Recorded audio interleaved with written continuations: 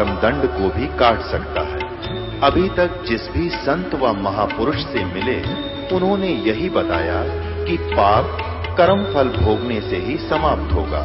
वो प्रभु कौन है जो पाप कर्म को काट देता है, वो काल के बंधन से छुड़वा देता है। उसका क्या नाम है, पूजा की विधि क्या है? कृपया अवश्य सुनिए जगत गुरु तत्वदर्शी संत रामपाल जी महाराज के अमृत वचन। उस सच्चिदानंद घन की वाणी में लिखे हुए जो यथार्थ ज्ञान को कौन बताएगा? उस तत्व ज्ञान को तू गीता जी अध्याय नंबर 4 के श्लोक 32 में जिस सच्चिदानंद घन की वाणी के विषय में कहा है, उस वाणी को, उस ज्ञान को, उस तत्व ज्ञान को तू चौथे अध्याय के 34वें श्लोक में गीता जी में कहा कि तत्वदर्शी संतों के पास जाकर सुन समझ। वो तत्वदर्शी संत तुझे उस परमात्मा के बारे में ज्ञान कराएंगे। गीता ज्ञान दाता किसी अन्य भगवान के विषय में कह रहा, अपने विषय में नहीं। उसी के विषय में उस तत्वदर्शी संत की पहचान बताई है 15वें अध्याय के प्रथम मंत्र में, गीता जी अध्याय नंबर 15 श्लोक नंबर 1 में, कि जो संत उल्टे लटके हुए संसार रूपी वृक्ष की, यानी संसार रूपी वृक्ष है, ये संसार रूपी वृक्ष है, ये ऊपर को तो जड़ है इसकी और नीचे को शाखा समझो। तो जड़ कौन है? यानी ऊपर जो सबसे ऊपर सतलोक में सत्य पुरुष है, और ये ऊपर से नीचे को आया, फिर परब्रह्म है, परब्रह्म से आगे ब्रह्म है, और ब्रह्म के एक ब्रह्मांड के अंदर तीनों गुण युक्त ब्रह्मा विष्णु महेश जी हैं। तो जो संत उल्टे लटके हुए संसार रूपी वृक्ष को सभी सर्वांग सहित भिन्न भिन्न बतावे, वह वेद के तात्पर्य को जानने वाला है, वो तत्वदर्शी संत है। और ये दया परमात्मा ने स्वयं ही आकर करनी पड़ी, ये लीला परमेश्वर कबीर जी ने स्वयं ही करनी पड़ी। उन्होंने स्वयं अपने सच्चिदानंद घन की वाणी में, अपनी ही वाणी में, अर्थात कबीर वाणी में, और आज से 600 वर्ष, लगभग 609-10 वर्ष पहले बोला परमात्मा ने, अक्षर पुरुष एक पेड़ है, निरंजन वा की डार, तीनों देवा शाखा है, ये पात रूप संसार। परमेश्वर ने अपने अमृत ज्ञान में, तत्व ज्ञान में पहले ही लिखा हुआ है कि अक्षर पुरुष एक पेड़ है। वृक्ष वो होता है जो जमीन से बाहर दिखाई देता, उसको हम पेड़ बोलते हैं, वृक्ष बोलते हैं। और निरंजन वाकी डार, तना तो परब्रह्म है, और डार ज्योति निरंजन ये ब्रह्म है, और शाखा तीनों देवा, रजगुण ब्रह्मा, सतगुण विष्णु, तमगुण शिवजी रूपी ये तीनों देवता शाखा हैं, और पात रूप संसार। तो पुण्यात्माओं, उस परमेश्वर ने हमारे लिए कितना कष्ट उठाया, उस परमेश्वर ने, उस परमात्मा ने, तत्ब्रह्म ने, जिसके विषय में गीता ज्ञान दाता कहता 18वें अध्याय के 62वें श्लोक में कि अर्जुन तू सर्वभाव से उस परमेश्वर की शरण में जा, उसकी कृपा से तो परम शांति और सनातन परम धाम को प्राप्त होगा। सनातन परम धाम शाश्वतम स्थानम। सनातन परम धाम का अर्थ है जो सदा रहने वाला, जो सबसे पुरातन, सबसे पहले का, शाश्वतम, सदा रहने वाला, जिसका नाश कभी ना हो, हम उसे सत्यलोक कहते हैं। और यजुर्वेद अध्याय नंबर 5 के श्लोक नंबर 32 में उसको रत धाम कहा है। रत माने सत्य, धाम माने लोक, सत्यलोक। वो कबीर परमात्मा जो सबका पाप नाशक है, बंदी छोड़ है, वो रत धामा, सवर ज्योति, वो स्वयं प्रकाशित उस सतलोक के अंदर विद्यमान है, सतलोक में रहता है, सतलोक वाला है। ये यजुर्वेद अध्याय नंबर 5 के श्लोक मंत्र 32 में कहा है। तो पुण्यात्मा, ऊपर को जड़ और नीचे को तीनों गुण रूपी शाखा, ये उल्टा लटका हुआ एक संसार रूपी वृक्ष है। गीता जी अध्याय नंबर 15 के श्लोक नंबर 1 से 4 में और 16 और 17 में तीन परमात्मा, और ये तीनों रजगुण ब्रह्मा, सतगुण विष्णु, तमगुण शिव जी, ये उन तीन भगवानों से अलग हैं, तीन प्रभुओं से भिन्न हैं। इन सब की विशेष जानकारी बहुत ही तरतीबाई, बहुत ही सीरीज के अंदर प्रभु ने, गीता ज्ञानदाता ने बताई है। अब देखिएगा, ये उल्टा लटका हुआ एक संसार रूपी वृक्ष है। ये देखिएगा,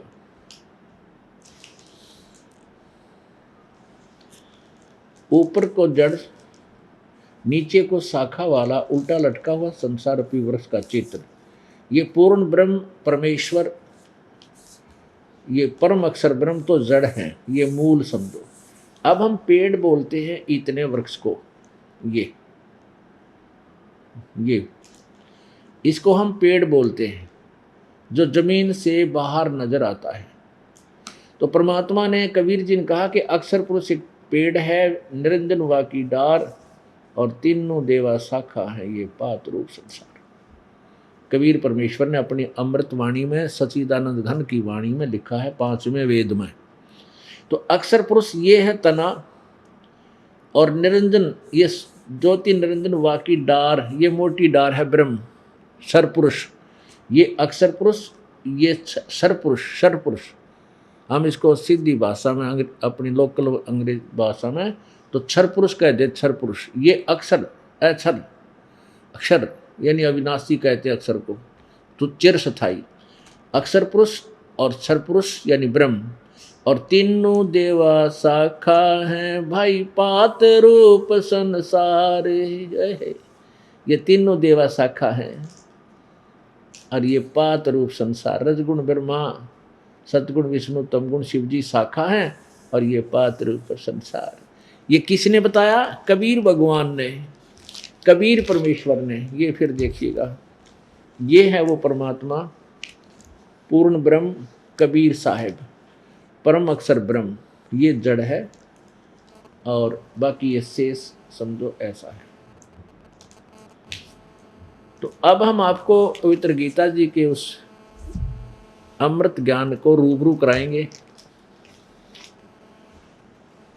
जिससे आपका भक्ति में दृढ़ विश्वास होगा।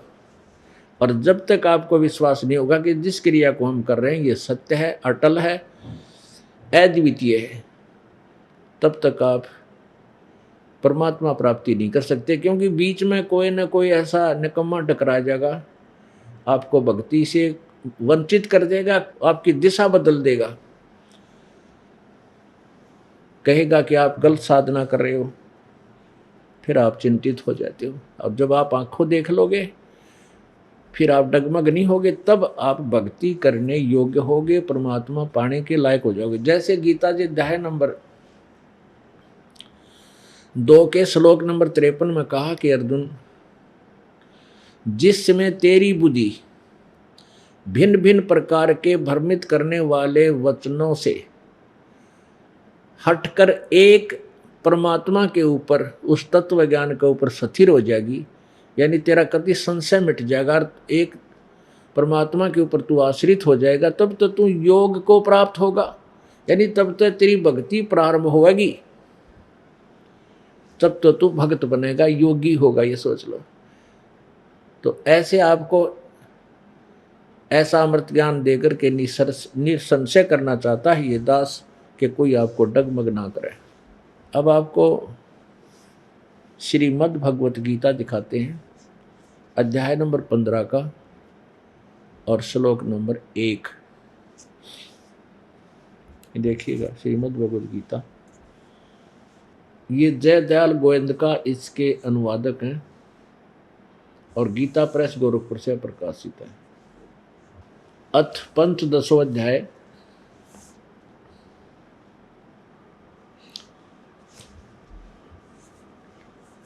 ऊर्ध्व मूलम प्रथम मंत्र है, प्रथम श्लोक है। ऊर्ध्व मूलम अध शाखम अश्वत्थम प्राहु अवम छंदासी यस्य प्रणानि ये तम वेद स वेदवित्। इसका क्या अर्थ है कि ऊर्ध्व मूलम, ऊर्ध्व माने ऊपर को, आदि पुरुष परमेश्वर मूल वाले, ऊर्ध्व माने ऊपर, ऊपर को लिखना था कि ऊपर को आदि पुरुष परमेश्वर रूपी तो जड़ है उस उल्टे लटके हुए संसार रूपी वृक्ष की, और अधः शाखम, अधः माने या नीचे लिखना था, इन्होंने अनुवाद गलत किया है, ब्रह्मा रूप मुख्य शाखा वाले नहीं, अधः माने नीचे। इन्हीं के शब्दों में श्लोक नंबर 2 में इन्होंने अधः का क्या अर्थ किया है, अधः, अधः माने नीचे, अधः माने नीचे, ये नीचे। तो यहाँ सीधा अर्थ बनता है ऊर्ध्व मूलम अधः शाखम, अधः माने नीचे को शाखा वाले। बस संसार रूपी वृक्ष, पीपल के वृक्ष को अविनाशी कहते हैं तथा वेद जिसके पत्ते कहे गए हैं। इन्होंने प्रणानी आदि इसको छंद को वेद बता दिया, और उस संसार रूपी वृक्ष को जो पुरुष, जो संत मूल सहित तत्व से जानता है, वह वेद के तात्पर्य को जानने वाला है। स वेदवित्, स माने वह, वेदवित् वह वेद के तात्पर्य को जानने वाला, जो इस संसार रूपी वृक्ष की मूल सहित, यानी मूल जड़ क्या है, तना क्या है, डार कौन है, शाखा कौन है, पत्ते क्या हैं, इनको जानता है, वह वेद के तात्पर्य को जानने वाला, अर्थात वो तत्वदर्शी संत है। क्लियर हो गया। अब ऊर्ध्व मूलम अधः शाखम अश्वत्थम प्राहु अव्यम छंदासी यस्य पर्णानि ये तम वेद स वेदवित्। इसका अर्थ है कि ऊपर को जड़ वाला और नीचे को शाखा वाला, एक उल्टा लटका हुआ यह संसार रूपी अविनाशी संसार रूपी पीपल का वृक्ष समझो ऐसा। और छंदासी यस्य पर्णानि, और इसके छंद माने अलग अलग विभाग, जैसे यूं कहा करें ना, इस शब्द में, इस गाने में कितने छंद हैं, यानी कितने इसके विभाग हैं। तो छंद जो हैं वो अलग अलग उसके विभाग हैं, वो और पत्तों सहित जो जानता है।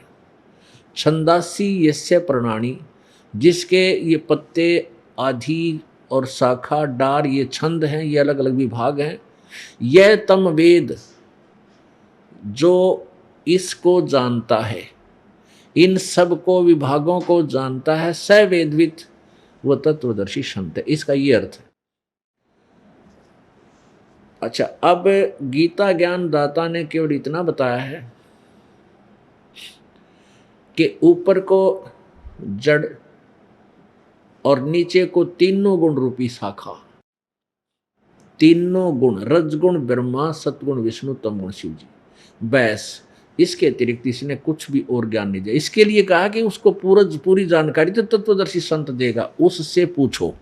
अब हम 15वें अध्याय का दूसरा श्लोक आपको रूबरू कराएंगे, देखिएगा। अध्याय नंबर 15 और श्लोक नंबर 2। उस संसार वृक्ष की तीनों गुण रूप, जल से द्वारा बड़ी हुई नहीं, उस संसार वृक्ष की तीनों गुण रूप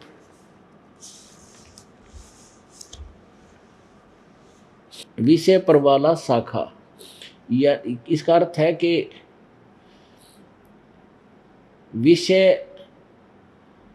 विषय रूप कोपलों वाली देव, मनुष्य, तर्क आदि योनि शाखाएं। इसका अर्थ है कि ये तीनों गुण रूपी, रजगुण ब्रह्मा, सतगुण विष्णु, तमगुण शिवजी रूपी ये विषय विकारों की शाखाएं हैं, रूपी शाखाएं हैं। नीचे और ऊपर, सर्वत्र नहीं है, नीचे और ऊपर फैली हुई हैं। ये सर्वत्र शब्द नहीं होना चाहिए, अभी बताते हैं।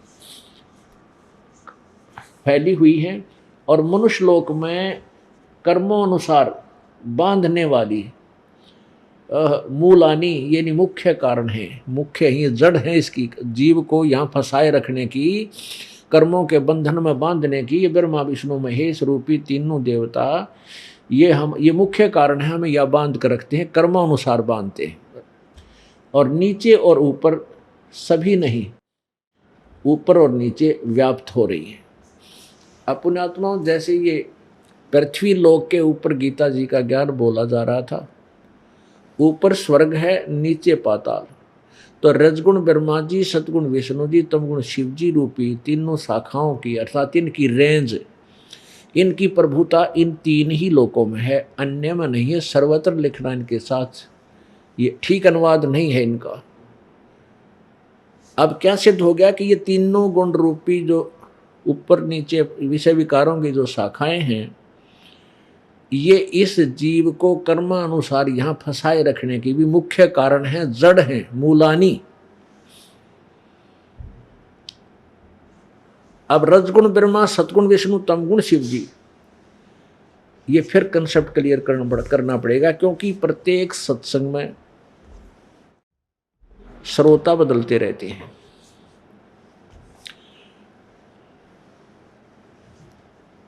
इसको बिल्कुल संक्षिप्त में सुनाएंगे। ये देखिएगा, श्रीमद् देवी भागवत जो बंबई से प्रकाशित है, इसमें संस्कृत भी साथ है। ये क्लियर करेगी कि रजगुण ब्रह्मा है, सतगुण विष्णु, तमगुण शिव जी। देखिएगा श्री देवी भागवत हिंदी टीका सहित भाग 1।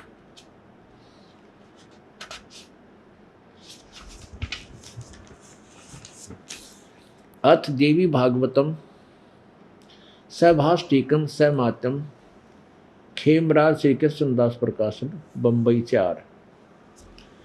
इसके हम अब तीसरे स्कंद पर आते हैं।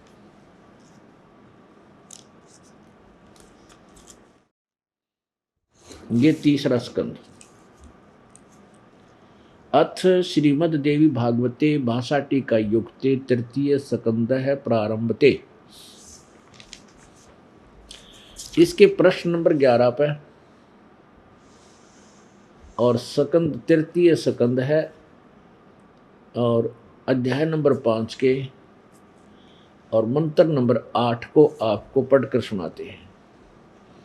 ये 7 समाप्त हुआ। 8 में शंकर भगवान बोल रहे हैं, तमगुण शंकर जी बोल रहे हैं, हे माता, यदि हमारे ऊपर सदा आप दयायुक्त हो तो हमको तमोगुण में किस प्रकार प्रदान किया है।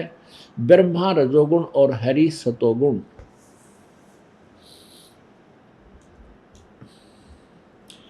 युक्त किए हैं। किस लिए?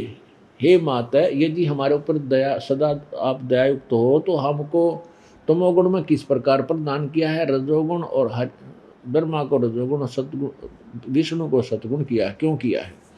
अब संस्कृत भी पढ़िए।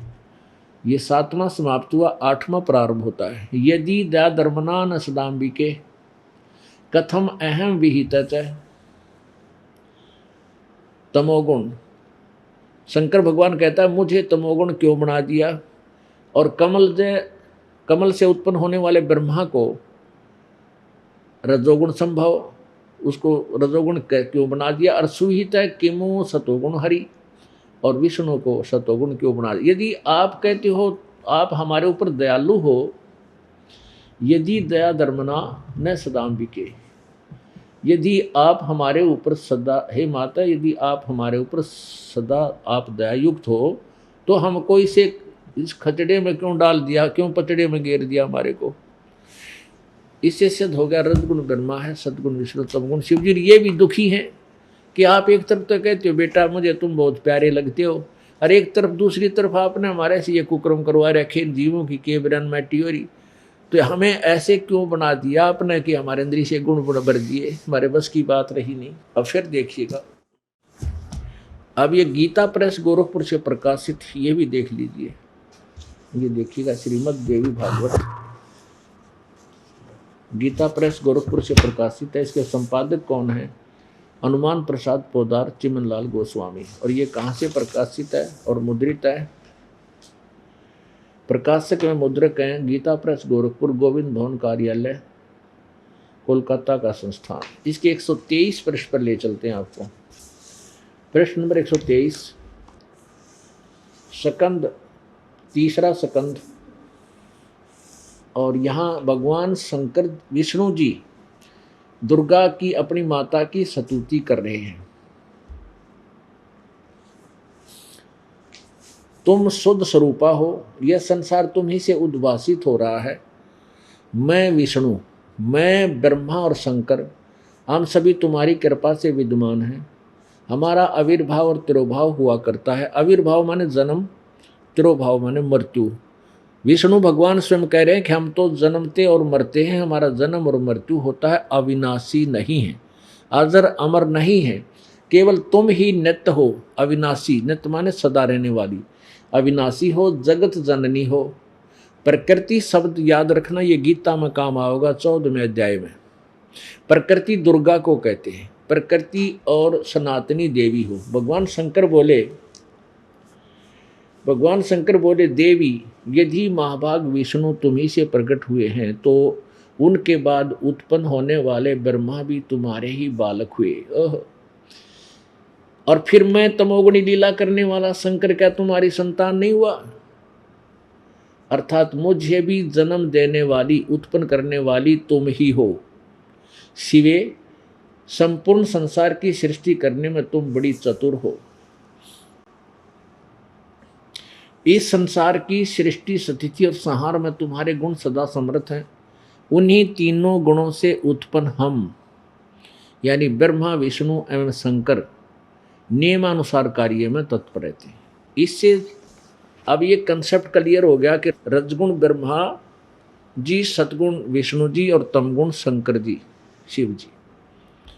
और ये दुर्गा इनकी माता है और ये नाशवान है, अजर अमर नहीं है, इनकी जन्म मृत्यु होती है, अविनाशी नहीं है। अब फिर पवित्र गीता जी के ज्ञान को समझेंगे। अब गीता जी अध्याय नंबर 15 का श्लोक नंबर 1, 2 आपने पढ़ा। इसमें स्पष्ट हो गया कि ऊपर को जड़, नीचे को तीनों गुण रूपी शाखा वाला ये संसार रूपी वृक्ष है। और जो संत इसके विषय में सब भागों विभागों को बताएगा वो तत्वदर्शी संत है।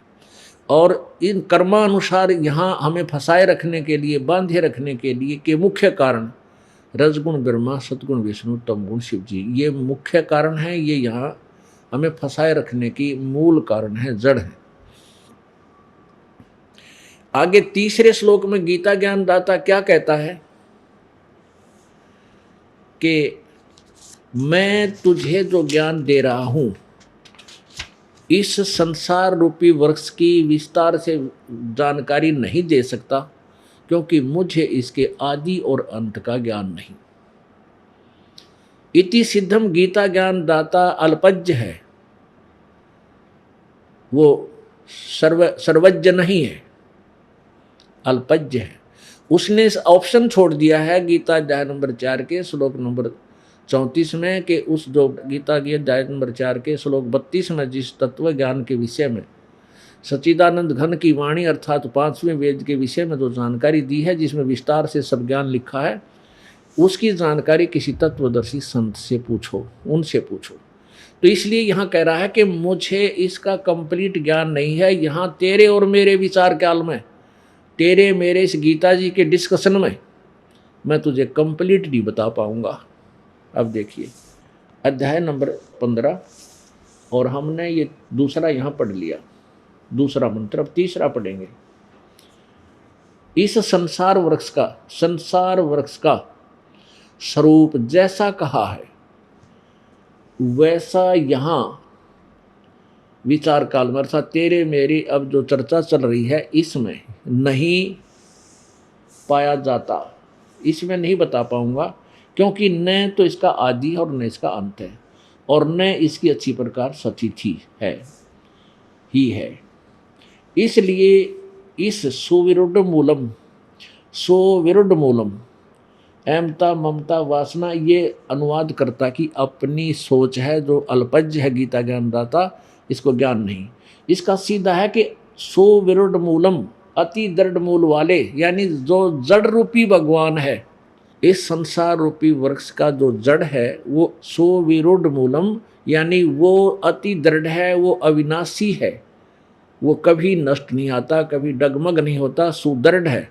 सो विरुद्ध मूलम, अति दृढ़ मूल वाले संसार रूपी पीपल के वृक्ष को। अब यहाँ है दृढ़ेन, यानी दृढ़, असंग शस्त्रेन, इन्होंने वैराग्य रूप शस्त्र द्वारा काट कर लिखा नहीं। इस संसार रूपी सुविरुद्ध, ये संसार रूपी वृक्ष को, यानी इसकी सृष्टि रचना को, इसके बारे में समझने के लिए ये असंग शस्त्र नहीं, वैराग रूपी शस्त्र नहीं, ये तत्व ज्ञान रूपी शस्त्र द्वारा काट कर। अब तत्व ज्ञान रूपी शस्त्र द्वारा काट कर, इसका क्या अर्थ है कि जो गीता जी अध्याय नंबर 4 के श्लोक नंबर 32 में जिस सच्चिदानंद घन की वाणी, यानी 5वें वेद सूक्ष्म वेद के विषय में लिखा है कि उसमें पूरे विस्तार के साथ सब यज्ञों के बारे में लिखा है, जो अन्य साधक साधना करते हैं वो ठीक है या नहीं और कौन सी सही है, तो उस तत्व ज्ञान में पूरे विस्तार से लिखे हैं। उनको तत्वदर्शी संतों के पास जाकर समझ, और तत्वदर्शी संत की पहचान बता दी 15वें अध्याय के प्रथम श्लोक में। तो अब इसमें यह कहा है कि उस उलझी हुई गुत्थी को, संसार रूपी वृक्ष की, संसार यानी पूरी सृष्टि रचना को समझने के लिए उस तत्व ज्ञान रूपी शस्त्र द्वारा काट कर, यानी उस तत्व ज्ञान से समझ कर, उसके पश्चात, अब 15वें अध्याय के 4थे श्लोक में लिखा है कि उसके पश्चात, कि उसमें पता चलेगा कि वो भगवान कौन है जो मोक्ष, पूर्ण मोक्ष देता है। उसके पश्चात उस परमेश्वर के परम पद की खोज करनी चाहिए, जहां जाने के बाद ये प्राणी फिर लौटकर संसार में नहीं आता। और जिस परमेश्वर से संसार रूपी वृक्ष की प्रवृत्ति विस्तार को प्राप्त हुई, अर्थात जिसने सारे ब्रह्मांडों की रचना की है, संसार रूपी वृक्ष को, यानी जिसने कंस्ट्रक्ट किया है, जिसने रचना की है, उसी की भक्ति करनी चाहिए। और गीता ज्ञानदाता कहता मैं भी उसी की शरण हूं। गीता ज्ञानदाता अध्याय नंबर 18 के श्लोक नंबर 62 में कहता है कि अर्जुन तू सर्वभाव से उस परमेश्वर की शरण में जा, उसकी कृपा से तू परम शांति और सनातन परम धाम को प्राप्त होगा, सतलोक को चला जाएगा। फिर 18वें अध्याय के 63वें श्लोक में कहता है कि ये गीता ज्ञान रूपी, ये गुप्त से गुप्त भेद मैंने तेरे को कह दिया, गीता का ज्ञान। अब तेरी समझ है, जैसे तू करना कर ले, मेरी शरण में रहना है, मेरा ओम नाम है और मेरी भक्ति कर, जन्म और मृत्यु तेरे भी होते रहेंगे, मेरे भी होते रहेंगे। अब हम जन्म मृत्यु से पूर्ण मोक्ष नहीं प्राप्त कर सकते। क्लियर कर दिया कि गीता का ज्ञान मैंने तेरे को बता दिया और उस परमात्मा की महिमा बता दी। उसकी शरण में जाने से पूर्ण मोक्ष होगा, फिर जन्म मृत्यु कभी नहीं होगी। और मेरी शरण में रहेगा तो जन्म मृत्यु तेरी भी है और मेरी भी है, क्योंकि गीता जी अध्याय नंबर 4 के श्लोक नंबर 5 में और 9 में स्पष्ट किया गीता ज्ञानदाता ने कि अर्जुन तेरे और मेरे बहुत जन्म हो चुके, तू नहीं जानता, मैं जानता। गीता अध्याय नंबर 2 के श्लोक 12 में कहा कि अर्जुन ऐसा मत समझ के तू, मैं और ये सामने खड़ी सेनाएं पहले नहीं थे या आगे ना होंगे, कि तेरे और मेरे पहले भी जन्म हुए इनके राजाओं के, और आगे भी हम जन्मते और मरते रहेंगे। इससे सिद्ध है गीता ज्ञानदाता ब्रह्म ये भी नाशवान है, अविनाशी नहीं है, इसकी जन्म मृत्यु होती है, इसके भी ये दीर्घ रोग लगा हुआ है।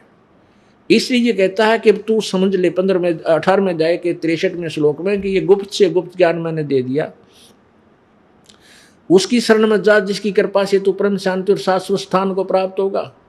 15वें अध्याय के 4थे श्लोक में कहा कि तत्व ज्ञान रूपी शस्त्र द्वारा इस ज्ञान अंधेरे को काट कर, समाप्त करके, जीव बुद्धि को काट कर, उसके पश्चात उस परम पद परमेश्वर की खोज करनी चाहिए, जहां जाने के बाद ये प्राणी फिर लौट कर संसार में कभी नहीं आता, उसका जन्म मृत्यु कभी नहीं होता। और जिस परमेश्वर ने सारे ब्रह्मांडों की रचना की है, जो सबका रचनहार है, और मैं भी उसी की शरण हूं। अब 18वें अध्याय के 63वें श्लोक में कह दिया भाई ये एक गुप्त से गुप्त ज्ञान मैंने तेरे तो ही बता दिया, अब तेरी इच्छा जैसे करना कर ले। अब अध्याय नंबर 18 के श्लोक नंबर 64 में कहा कि एक रहस्य और सुन ले, वही जिस परमात्मा के विषय में आपको मैं बता रहा हूं को गीता ज्ञान दाता से अन्य के विषय में, वो मेरा भी इष्ट देव है, वो मेरा पूज्य देव है, मैं वो मेरा इष्ट है। अब पुण्यात्माओं, ये है श्रीमद् भगवत गीता जी का सार। पहले 4 पंक्ति लिखा करते गीता सार। तू अमर है, अजर है, तू आत्मा है, अर्जुन तेरा क्या जाता है, तू क्या लेकर आया था, तू क्या लेकर जाएगा, यो गीता का सार। ये कोई सार तो ये है जो अब इसका निर्णायक ज्ञान समक्ष और आपके रूबरू हो रहा है। अब देखिएगा अध्याय नंबर 15 का श्लोक नंबर 4 पढ़ेंगे। हम यहाँ तक पढ़ चुके हैं कि उस उलझी हुई गुत्थी को, संसार रूपी वृक्ष की सृष्टि रचना को संसार इस तत्व ज्ञान रूपी शस्त्र द्वारा काटकर, वैराग्य रूप नहीं, असंग शस्त्रेण तत्व ज्ञान रूपी शस्त्र द्वारा काटकर, उसके पश्चात 15वें का चौथा, ये चौथा श्लोक है, उसके पश्चात उस परम पद रूप परमेश्वर को भली भांति खोजना चाहिए, जिसमें गए हुए पुरुष फिर लौटकर संसार में नहीं आते, और जिस परमेश्वर से इस पुरातन संसार रूपी वृक्ष की प्रवृत्ति विस्तार को प्राप्त हुई है, उसी आदि पुरुष नारायण के मैं शरण हूं। इस प्रकार दृढ़ निश्चय करके उस परमेश्वर का मनन और निधि ध्यान करना चाहिए। अपनात्मा जो गीता जी अध्याय नंबर 4 के श्लोक नंबर 32 में कहा कि उस सच्चिदानंद घन ब्रह्म की वाणी में और बहुत प्रकार के यज्ञ विस्तार से लिखे हैं। गीता जी अध्याय नंबर 4 के श्लोक नंबर 25 से 30 तक बताया है कि कोई तो ऊपर न पैर करके, कोई योगासन करके, कोई प्राणायाम करके, कोई केवल अल्प आहारी बन के यानी कम खाते हैं, कोई किसी प्रकार के कोई देवताओं की पूजा करते हैं, कोई व्रत रखते हैं, और कोई अहिंसावादी तीक्ष्ण अहिंसावादी व्रत रखते हैं, जैसे मुंह पर पट्टी बांध कर नंगे पैर रहना।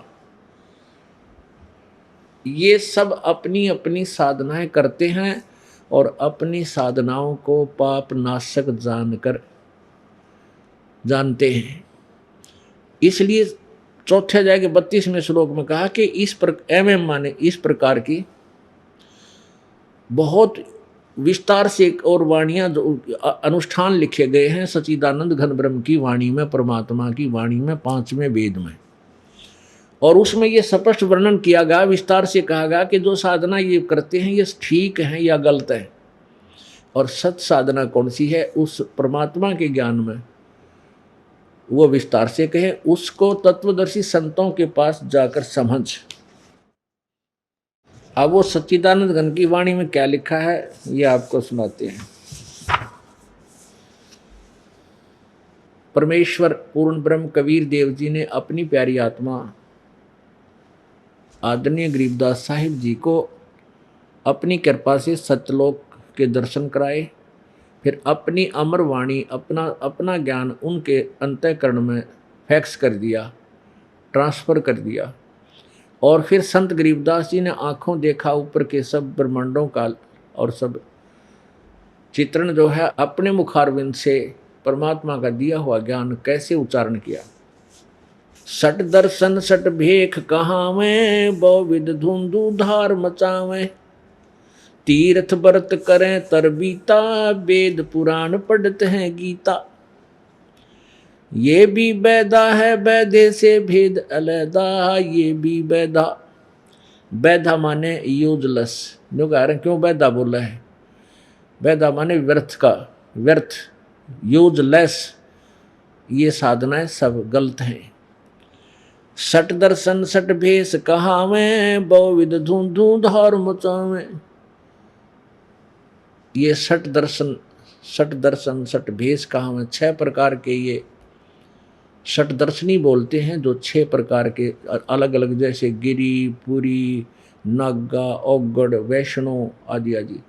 कहते हैं ये सट दर्शनी है, और इनकी ज्ञान सुन ले, इनकी क्रिया देखे। कोई तो राख रमा रहा है, कोई केवल लंगोट में घूम रहा है, कोई धूने पर तप कर रहा है, कोई खड़ा होकर, कोई कुकरे, कोई व्रत रखता है, कोई पानी में खड़ा है, कोई झरना ऊपर मटके का पानी सर्दियों में डाल रहा है। कहते हैं इनकी भक्ति देखा तो ना डूंडा पाड़ रखा है, डूंडा ठारे हैं, और सारी यूजलेस है।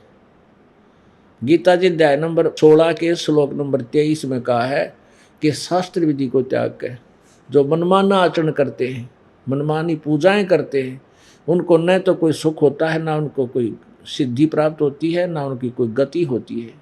और इन 3 चीज़ों के लिए भगवान की भक्ति करते हैं, और वो तीनों व्यर्थ, तो फिर वो डले डोन का फायदा क्या हुआ। सट दर्शन सट भेख कहावें, बहुविध धूं धार मचावें। तीर्थ व्रत करें तर बीता, वेद पुराण पढ़त है गीता। अब वो वेद भी पढ़ रहे, पुराण भी पढ़ रहे, और गीता पढ़ रहे, और साधना और ज्ञान उनके सारा विपरीत बोलते हैं। 4 संप्रदा 52 द्वारे, जिन्हों नहीं निज नाम बिचारे। माला घाल हुए हैं मुक्ता, सट दल उआ बाई बकदा। ये 4 संप्रदा और 52 द्वारे, इन्होंने 4 प्रकार की संप्रदाय हैं। और कहते हैं इन्होंने कभी निज नाम के ऊपर विचार नहीं किया। निज नाम वास्तविक मंत्र। गीता जी अध्याय नंबर 8 के श्लोक नंबर 1 में कहा है कि ओम इति एक अक्षरम ब्रह्म व्यवहारन मामनुसमरण, ये प्रयाति तजनदेहम सयाति परमाम गतिम, नथिंग एल्स। गीता ज्ञानदाता कहता है मेरा केवल एक ओम अक्षर है, एक मंत्र, एक ओम अक्षर है मुझ ब्रह्म का, और जो व्यक्ति अंतिम श्वास तक इसका सिमरण करता है वो मेरे वो परम गति को प्राप्त होता है। अब पुण्यात्मा फिर ये बाकी के नाम और ये साधनाएं कहाँ से ले आई ये लोग। वेद पढ़े पर भेद न जाने, बाँचे पुराण 18, और जड़ को अंधे पत्ते खुआवे, भूल गए सृजनहारा। वेद पढ़े पर भेद न जाने, और ये बाँचे पुराण 18, और फिर भी वो उल्टी साधना करते हैं, मूर्ति की पूजा करें, उस जड़ का आगे फूल पत्ते पतासे भोग लगावें। 4 संप्रदा 52 द्वारे, जिन्हों नहीं निज नाम विचारे। माला घाल हुए हैं मुक्ता, और सटदल उआ बाई बकदा। है अच्छी मोटी माला घाल कर उसकी पीछे मोटे मोटे मणियों ये रुद्राक्ष के हैं, और कोई 4 घाल रहा है, कोई 5 माला घाल रहा है। जो घनी माला डाल रहा है वो घना बुढ़ा महात्मा दिखे, निबोड़ी आत्मा उसके पाछे ज़्यादा लगे। तो क्या कहते हैं, माला घाले, माला गल में डाल ली और इस तरह का हो गए पारे तरह के। और ज्ञान पूछे उआ बाई इनका सारा। माला डाल हुए हैं मुक्ता, सटदल उआ बाई बकदा। अब देखो उआ बाई बके। अब ये प्रसंग फिर ऐसा आ गया क्योंकि आपको अब फिर वो लालटेन फेर दिखानी पड़ेगी आपको, क्योंकि बिना लालटेन के आगे चलेंगे तो कोई भी सिर हो सके। क्योंकि हम सत्संग जो ही एक ऐसा है, इसमें कोई भी पहली बार देखेगा तो एकदम उसको कुनीन जैसा कड़वा लगेगा, और उसको मीठा बनाने के लिए फिर थोड़ी सी बूरा डालनी पड़ेगी। ये सब उआ बाई बकदे हैं। उआ बाई माने एंड बैंड, कह न कह का ज्ञान निकति, कह खै भी भक्ति अध्यात्म ज्ञान। तो ये कहाँ से शुरू करेंगे? आपको ब्रह्मा विष्णु महेश से शुरू करते हैं कि इनको कितना ज्ञान था। ये भी उआ बाई बकदे, ब्रह्मा विष्णु महेश इनके पुजारी हैं ये 4 संप्रदाय, और 52 द्वारे जिन्होंने निज नाम विचारे, और माला घाल हुए हैं मुक्ता, 60 दरुआ बाई बकदा। अब ये 60 दर्शनी जो हैं ये ब्रह्मा विष्णु महेश के पुजारी हैं। तो ब्रह्मा विष्णु महेश से हुआ बाई बक्कन लाग रहे, तो इनके पुजारी तापा बक्केंगे, ज्ञान ही नहीं था इनको, ये सिद्ध करना पड़ेगा। और इसके लिए देखिए सहयोग लेते हैं उन्हीं पुराणों का जिनको पवित्र हिंदू धर्म शिरोधार्य मानता है। ये देखिएगा, श्रीमद् देवी भागवत गीता प्रेस गोरखपुर से प्रकाशित है।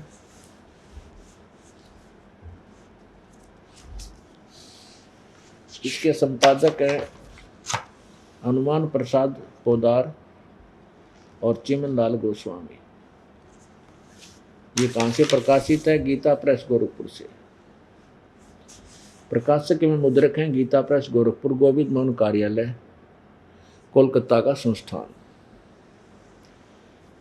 अब इसके हम 28 पृष्ठ से शुरू करेंगे। ये है पृष्ठ 28 संक्षिप्त देवी भागवत और पहला सकंद। नारद जी ने कहा, महाभाग व्यास जी, इस विषय में जो तुम जिस इस विषय में पूछ रहे हो, यही ठीक यही प्रश्न मेरे पिताजी ने भगवान श्री हरि जी से कहा था। ब्रह्मा जी ने, इनके पिताजी ब्रह्मा जी देवादि देव भगवान जगत के स्वामी हैं। लक्ष्मी जी उनकी सेवा में उपस्थित रहती है, यानी विष्णु जी से किया था यही सवाल।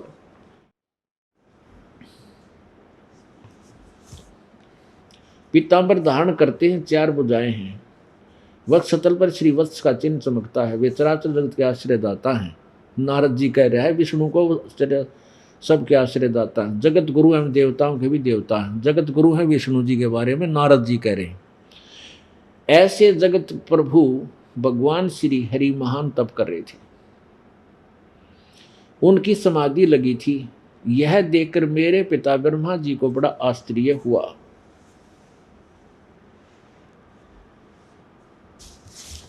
अतः उन्होंने उनसे जानने की इच्छा प्रकट की। ब्रह्मा जी ने पूछा, प्रभो, आप देवताओं के अध्यक्ष, जगत के स्वामी और भूत भविष्य एवं वर्तमान सभी जीवों के एकमात्र शासक हैं। भगवान, फिर आप क्यों तपस्या कर रहे हैं और किस देवता की आराधना में ध्यान मग्न है? मुझे असीम आश्चर्य तो ये हो रहा है कि आप देवेश्वर एवं सारे संसार के शासक होते हुए भी समाधि लगाए बैठे हैं। ब्रह्मा जी के विनीत वचन सुनकर श्री हरि उनसे कहने लगे, ब्रह्मन, सावधान होकर सुनो, मैं अपने मन का विचार व्यक्त करता हूँ। देवता, दानव और मानव सब यही जानते हैं कि तुम सृष्टि करते हो, मैं पालन करता हूँ, संकर संहार क्या करते हैं। किंतु फिर भी वेद के पारगामी पुरुष अपनी युक्ति से यह सिद्ध करते हैं कि रचने, पालने और संहार करने की योग्यता जो हमें मिली है उसकी अधिष्ठात्री देवी शक्ति देवी है, यानी दुर्गा है। ब्रह्मा जी, हम सभी शक्ति के सारे अपने कार्य में सदा सफल होते आए हैं। सुवर्थ, प्रत्यक्ष और परोक्ष दोनों उदाहरण मैं तुम्हारे सामने रखता हूँ, सुनो। यह निश्चित है कि उस शक्ति के अधीन होकर ही मैं शेष नाग की सैया पर सोता और सृष्टि करने के अवसर पर जाग जाता हूँ। मैं सदा तप करने में लगा रहता हूँ, उस शक्ति के शासन से कभी मुक्त नहीं रह सकता। कभी अवसर मिला तो लक्ष्मी के साथ सुखपूर्वक समय बिताने का सौभाग्य प्राप्त होता है। मैं कभी तो दानवों के साथ युद्ध करता हूँ। अखिल जगत को भय पहुँचाने वाले दैत्यों के विकराल शरीरों को शांत करना मेरा परम कर्तव्य हो जाता है। मुझे ये 29 पृष्ठ पर पढ़ रहे हैं, 28 पढ़ लिया था, 29 पर पढ़ रहे हैं। विष्णु जी कह रहे हैं कि मुझे सब प्रकार से शक्ति के अधीन, दुर्गा के अधीन, देवी के, शेरानी के अधीन होकर रहना पड़ता है। उन्हीं भगवती शक्ति का मैं निरंतर ध्यान किया करता हूँ। अब दुर्गा की पूजा करता हूँ, उसका ध्यान करता हूँ, उसकी पूजा करता हूँ। कौन? विष्णु जी। ब्रह्मा जी, मेरी जानकारी में इन भगवती शक्ति से बढ़कर दूसरे कोई देवता नहीं। अब आलिया तोड़ आ गया ओड श्री विष्णु जी के ज्ञान का और ब्रह्मा जी के ज्ञान का, नारद जी के ज्ञान का, व्यास जी सुनंदा गए हैं। नारद जी भी कह रहे हैं कि ये जगत प्रभु हैं, सर्वेश्वर हैं, देवताओं के भी देवता हैं विष्णु जी। ब्रह्मा जी भी न्यू कहे हैं, और वो देवताओं का देवता विष्णु जी कह रहा है कि मैं दुर्गा तो ऊपर कोई भगवान नहीं मानता, और मैं महाकठिन घोर तप तपता हूं, कठिन तप करता रहता हूं। अब ये दुर्गा क्या बताती है? दुर्गा कहती है कि ब्रह्म की पूजा करो और सब छोड़ दो, सब बातें त्याग कर केवल ब्रह्म की साधना करो। अब विष्णु जी भी उआबाई बक रहे हैं कि मैं दुर्गा तो ऊपर किसी देवता नहीं मानता, को भगवान ने को नहीं, और दुर्गा कहती है ब्रह्म है वो सबका पूजने योग्य, उसकी पूजा करो। और ब्रह्म कहता है, अब आप गीता जी पढ़ ही रहे हो, वो कहता है कि अर्जुन तू सर्वभाव से उस परमेश्वर की शरण में जा, उस तत्व ब्रह्म की, उस परम अक्षर ब्रह्म की शरण में जा। उसकी कृपा से तू परम शांति और शाश्वत स्थान को प्राप्त होगा, सनातन परम धाम को प्राप्त होगा। अब ये देख ले कहां तक हुआ बाई बक्के हैं। अब आगे देखिएगा 562 और 63 पृष्ठ पे दुर्गा कह रही है कि कोई और पूजा के योग्य प्रभु है ब्रह्म, उसकी पूजा करो। ये देखो, ये है 7वां स्कंद संक्षिप्त देवी भागवत, पृष्ठ 562। देवी के द्वारा हिमालयों को ज्ञानोपदेश, ब्रह्म स्वरूप का वर्णन। देवी जी कहने लगी, पर्वतराज, उस ब्रह्म का क्या स्वरूप है यह बतलाया जाता है, जो प्रकाश रूप सबके अत्यंत समीप में स्थित, हृदय रूप गुहा में स्थित होने के कारण गुहाचर नाम से प्रसिद्ध है और महान पद अर्थात परम प्राप्य है। यह वह समस्त प्रजा के ज्ञान से परे है, अर्थात किसी की बुद्धि माने वाला नहीं है, यह तुम जानो। जो परम प्रकाश रूप, जो सूक्ष्म से अति सूक्ष्म, अत्यंत सूक्ष्म है, जिसमें संपूर्ण लोक और उन लोकों में निवास करने वाले प्राणी स्थित हैं, वही यह अक्षर ब्रह्म है, वही सबके प्राण है, वही सबकी वाणी है और वही सबके मन है। वह परम सत्य और अमृत अविनाशी तत्व है। सौम्य, उस वेधने योग्य लक्ष्य का तुम वेधन करो, यानी उसी को टारगेट बनाओ, ब्रह्म को मन लगाकर उसमें तन्मय हो जाओ। सौम्य, उपनिषद में कथित महान अस्त्र रूप धनुष लेकर उस पर उपासना द्वारा तीक्ष्ण किया हुआ बाण संधान करो, और फिर भावनागुत चित्त के द्वारा उस बाण को खींचकर उस अक्षर रूप ब्रह्म को ही लक्ष्य बनाकर वेधन करो। अब क्या विधि बताती है ब्रह्म साधना की? दुर्गा ओम, ये पर्वण यानी ओम धनुष है, जीवात्मा बाण है और ब्रह्म उसका लक्ष्य कहा जाता है। एकमात्र परमात्मा को ही जानो, दूसरी बातें छोड़ दो। ओए, अपनी साधना भी कहती है मत करो, और भी साधनाएं मत करो, केवल ब्रह्म पूजा करो और सब बातें छोड़ दें। यही अमृत रूप परमात्मा के पास पहुंचने का पुल है। संसार समुद्र से पार होकर अमृत उस हृदय में ही विविध रूप में प्रकट होने वाले ब्रह्म संचार अंतर्यामी रूप से वर्तमान उस आत्मा का यानी ब्रह्म का ओम के जप के साथ ध्यान करो। इससे अज्ञान में अंधकार से सर्वथा परे और संसार समुद्र से पार जो ब्रह्म है उसको पा जाओगे, तुम्हारा कल्याण हो। और वो कहाँ रहता है? ये 563 पृष्ठ पर हम पढ़ रहे हैं। वह सबका आत्मा ब्रह्म, ब्रह्मलोक रूप दिव्य आकाश में स्थित है। अब कमाल हो गया। अब ब्रह्मा हुआ बाई बकदा, विष्णु जी हुआ बाई बकदा, नारद जी हुआ बाई बकदा और व्यास जी हुआ बाई बकदा। अब आगे व्यास जी का थोड़ा ज्ञान और दिखाते हैं कि वो कहता है कि सतयुग में ब्राह्मण वेद के पूर्ण विद्वान होते थे और वो दुर्गा की पूजा किया करते थे। 414 पृष्ठ पे इसी देवी पुराण में 6ठा स्कंद संक्षिप्त देवी भागवत 414 पृष्ठ पे है। जन्मजय ने पूछा, महाभाग किस युग में कैसा धर्म का स्वरूप है, इस संपूर्ण विषय को विशेष रूप से बताने की कृपा कीजिए। अब व्यास जी बोले, जो राइटर है, जो प्रिंटर है ना, सोच ले, प्रिंटिंग करने वाला, लिखने वाला, व्यास जी कहते हैं, राजन, यह निश्चय है कि सतयुग में ब्राह्मण वेद के पूर्ण विद्वान थे।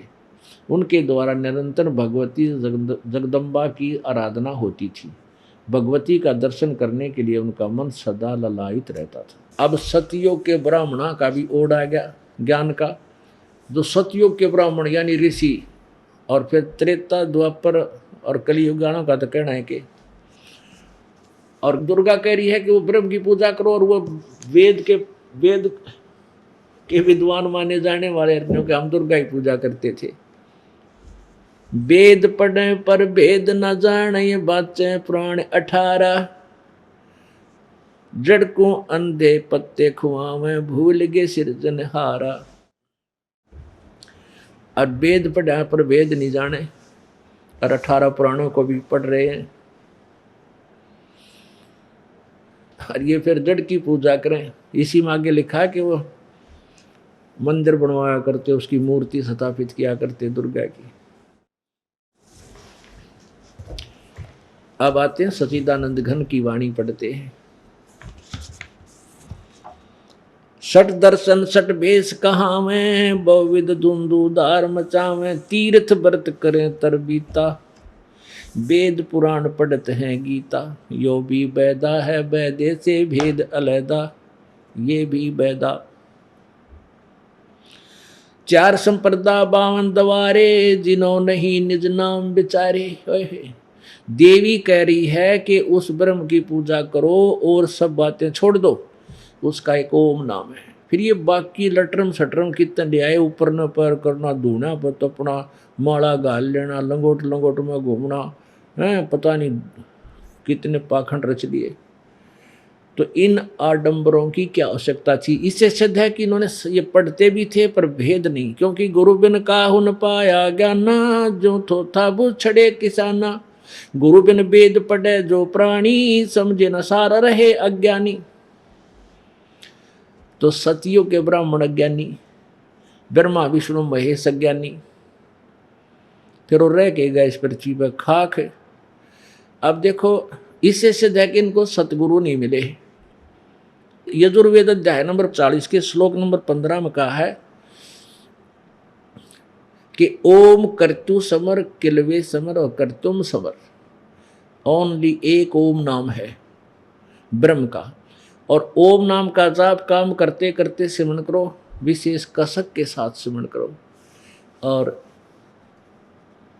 अपने मनुष्य जीवन का मूल कर्तव्य मानकर इसका सिमरण करो, और कोई साधना नहीं, ओम नाम का जाप करो।